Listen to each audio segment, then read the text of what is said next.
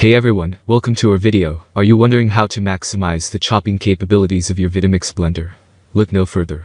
In this video, we will share valuable insights and techniques that will take your chopping game to the next level. Let's get started. Please check the description link, I will provide details information. The Vitamix blender is a versatile kitchen appliance that can do so much more than just blend smoothies. It's a powerful tool for chopping various ingredients, making meal prep a breeze. Whether you're chopping vegetables, fruits, or herbs, the Vitamix can handle it all. Let's dive into the key steps for achieving perfect chopping results. Step 1. Selecting the right chopping techniques.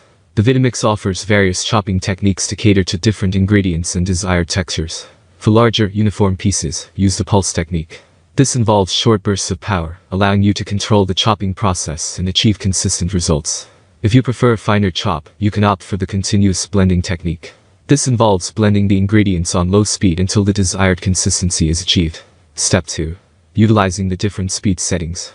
The Vitamix blender comes with variable speed settings that can be adjusted to suit your chopping needs. For delicate ingredients or a more precise chop, start with a lower speed setting and gradually increase it as needed. That's all from my end. I make helpful videos daily, so do subscribe to my channel.